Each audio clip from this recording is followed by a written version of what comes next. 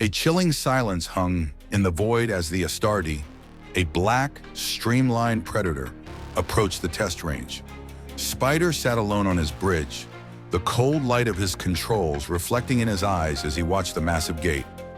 Just out of sight, a Nix-class supercarrier hovered, piloted by his longtime friend and commanding officer. Spider's comms crackled to life. "Hey, Spider, we need to get this over with," his friend said. "We don't need any unwanted guests showing up." A low, resonant thrum from the Astartee's core vibrated through Spider's bones. A sensation that felt like a subtle heartbeat. Then a pre-recorded message from the CEO played, its synthesized voice delivering a cold directive. Comparing the implants was the priority, and this test was only a formality. The commanding officer's voice returned, cutting through the silence. It was cold, formal, and procedural, lacking any of the usual friendly banter. "The test is a direct comparison, Spider," he said. "Your aerospace tactics implant versus the proposed Bombard implant. We need hard data." The test had begun. Spider's manic energy was gone, replaced by an unnerving stillness, a chilling calm that was the hallmark of his madness. He believed he felt the Astartee's subtle anticipation, a low whisper in his mind. The crew on the command deck shifted uneasily, dismissing their dread as pre-battle nerves. They didn't realize it was a reaction to their captain's unnatural tranquility. Spider gave a slow, deliberate nod, his stillness a perfect counterpoint to the hum of anticipation in the ship. The main gate of the capital test range shuddered and parted for the Astartee. Spider thought the energy field flickered with an erratic charge, revealing two massive fleets waiting within, confident, ready for a fight. From his vantage aboard the Nix, the commanding officer watched as the Astartee engaged the first fleet. He observed with a critical eye, balancing silent respect for his rival's skill against the cold duty of command. His comms sparked again. "Ready for a show, Spider?" he asked, his voice carrying the sharp edge of their familiar rivalry. Spider's voice, low and hypnotic, issued the first command. His lightweight fleet of catalysts and atrons surged forward, not as a swarm of hornets, but as streaks of plasma fire. The enemy, a mix of battleships and dreadnoughts, held position, their comms filled with mocking laughter. Spider activated his aerospace tactics implant. The Astartee's twin prototype fire control arrays blazed to life. The fleet's weapons, already accurate, became impossibly precise, firing with unnatural speed. Enemy comms fractured into confusion as formations collapsed and tactical displays filled with storms of incoming fire. The Astartee's fighters weaved through the enemy lines, striking at weak points and causing localized explosions that spread chaos. Pilots' mocking laughter dissolved into screams and desperate pleas as their ships buckled under the relentless assault. Then Spider did the unthinkable. In arrogance, or perhaps at the Astartee's urging, he directed his fleet against a dreadnought. Their railguns struck like fireflies on a mountain, useless against its capital-class armor. The enemy commander laughed over comms. "All that talk for a toy fleet." The commanding officer's voice cut sharp across channels, edged with regret. "Stand down, Spider. You're wasting your time." His tone hardened into an order. "Focus on subcaps. The Nix will handle the dreads." Spider's jaw tightened. Rage flickered in his eyes, then vanished into a chilling calm. He redirected his fleet without protest. The Nix launched its heavy fighters, a storm of firepower that tore dreadnoughts into fireballs and drifting wreckage, a brutal display that underscored the Astartee's limitations. The commanding officer's final message was delivered with chilling formality. "Don't let your pride get in the way." Spider's rage was no longer his alone. It pulsed in the ship itself. The Astartee's core hummed louder, its resonant thrum vibrating through his bones, as if it too longed for revenge. Then came the taunt.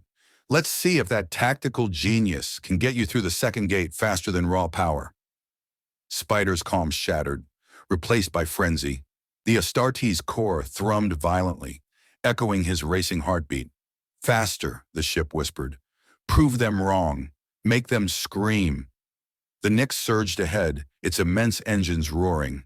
It devoured the distance, contemptuously fast, and reduced the reinforcement fleet's dreadnoughts to expanding fireballs. Spider's fleet answered in kind. His aerospace tactics, implant, and fire control arrays blazed again, railguns cutting into battleships with terrifying precision. Fighters struck weak points with surgical efficiency, tearing enemy ships apart slowly, spreading panic like a plague. The comms filled with raw terror. The race was a duel of philosophies. The Nyx, a hammer of overwhelming force. The Astartee, a scalpel of surgical horror. Both fleets fell in unison, the last battleship and dreadnought destroyed at the same moment. But Spider's victory soured instantly. The Nyx surged through the gate first, its engines flaring with mock triumph. The Astartee followed seconds later, its core humming with restrained fury. The Astartee burst through the gate into a vast chamber of space. Waiting there, two massive fleets, weapons locked on Spider's ship. His crew trembled under the ship's psychic weight. The enemy felt it too, a cold presence pressing down on them. They had tried to flee, but the Astartee's arrival trapped them. A hellish barrage of plasma and kinetic rounds engulfed the Astartee. Spider didn't move like a pilot at controls. He conducted like a composer. Every gesture translated into seamless maneuvers, every surge of power a note in his dark symphony. The ship wasn't obeying him. It was bonded with him. The Astartee's armor absorbed the onslaught, its hull pristine while the crew screamed. Not from damage, but from terrifying realization that their captain's thoughts alone were steering the ship. The line between man and machine dissolved. The Astartee breathed with Spider. Enemy morale collapsed. A whisper rose in Spider's mind. The prey is cornered. With chilling finality, Spider activated the swarm mod. Power screamed through the ship. It glowed with a malevolent light as resonance waves drove enemy pilots into panic. The few who held on faced something worse: the Astartee's Nosferatu units. Dark tendrils lashed out, burrowing into helpless ships. Pilots screamed as their vessels withered, drained of life and power, feeding the Astartee's core. Its systems screamed under the strain, but it endured. The commanding officer's face paled on his feed. He gave futile tactical advice, knowing the fight was already lost for the enemy. Their fleets collapsed into derelicts. For the first time, the Nyx pulled back in silence, its pride tempered by respect. Ahead, the true battle remained: the Wyvern's fleet. The Wyvern-class supercarrier loomed, a colossal shadow surrounded by its heavy support. Weapons locked with professional precision. There was no fear here, only cold readiness. Spider's obsession roared, but clarity cut through for a heartbeat. He looked to the Nyx and saw it turn toward the Wyvern. Their rivalry was finished. Now they would fight together. The Nyx's heavy fighters launched in a terrifying swarm, tearing into the Wyvern's defenses. The Astartee moved in support, Spider's madness sharpening into tactical brilliance. His lightweight fleet carved apart the Wyvern's escorts with chilling efficiency, leaving the Titan vulnerable.